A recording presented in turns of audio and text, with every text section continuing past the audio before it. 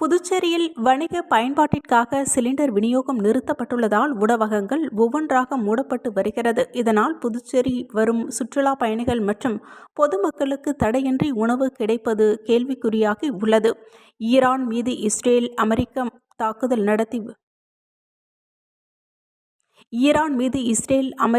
நடத்தி வரும் போரால் உலகளவில் எரிபொருள் தட்டுப்பாடு ஏற்பட்டு வருகிறது.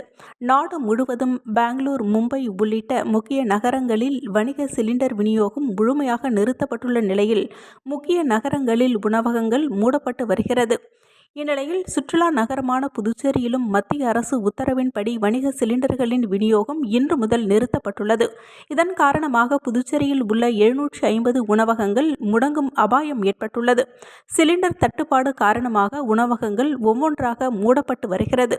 இதேபோன்று இன்றையிலிருந்து முக்கிய பல ஹோட்டல்களில் உணவு வகைகளின் எண்ணிக்கை கணிசமாக குறைக்கப்பட்டுள்ளது.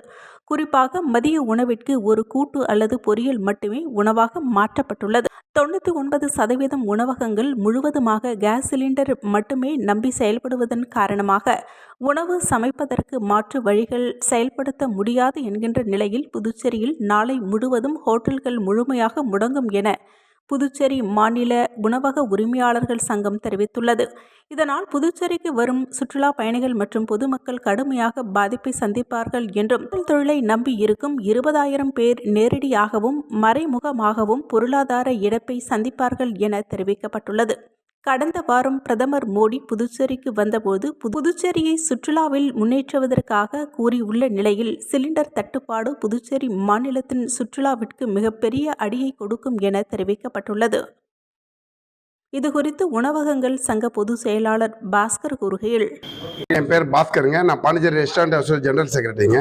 நேற்று 8/3/2026 பாண்டிச்சேரியில் இண்டானி, ஹெச்பி, பாரத் எந்த சிலிண்டருமே சப்ளை இல்லை. நேற்றுலேருந்து இன்னைக்கு சப்ளை இல்லை. இதே நிலைமை நீடிச்சோம்னா நாளைலேருந்து எல்லா ரெஸ்டாரண்ட் க்ளோஸ் பண்ண ஸ்டேஜ் வந்துடும். இன்னைக்கு பெங்களூரில் ரெஸ்டாரண்ட் இன்னைக்கு க்ளோஸ் பண்ணிட்டாங்க. நாளைக்கு மெட்ராஸில் க்ளோஸ் பண்ண நியூஸ் பேப்பர் தான் பார்த்தது. சின்ன டீக்கல்ல ஆரம்பித்து பெரிய ஸ்டார் ஹோட்டலையும் சிலிண்டர்லாம் ஒன்றும் பண்ண முடியாது. பாண்டிச்சேரியில் 750-800 ஹோட்டல் பாண்டிச்சேரியில் இருக்குது. ஏன்னா பாண்டிச்சேரி டூரிஸ்ட் நம்மள place, world second tourist place பிரதமர் மோடி ஒரு அறிவிச்சுட்டு போனாங்க. ஏன்னா எங்க டூரிஸ்ட் நம்ம ஏரியால சின்ன டீ கடை 15 ரூபா டீ சாப்பிட்ல இருந்து ஸ்டார் ஹோட்டல் வரைக்கும் சிலிண்டர் நம்பி தான் இருக்குது. நாளைக்கு எல்லா ரெஸ்டாரண்ட் க்ளோஸ் பண்ணி ஸ்டார்ட் ஆயிடும். இன்னைக்கே கொஞ்சம் ஸ்டார்ட் ஆயிடும், நாளைக்கு ஸ்டார்ட் ஆயிடும். இப்ப இதே நிலைமை நீடிச்சா ஒரு 3-4 days டோட்டலா க்ளோஸ் ஆயிடும். டூரிஸ்ட் நம்பி வரவும் முடியாது இங்க.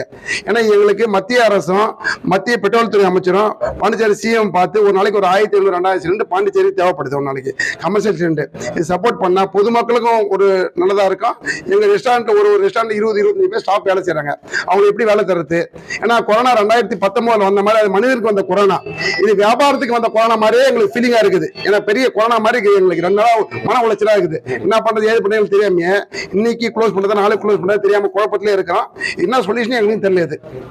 மேலும் தேசிய உணவக சங்க புதுச்சேரி தலைவர் மனோஜ்குமார் கூறுகையில்,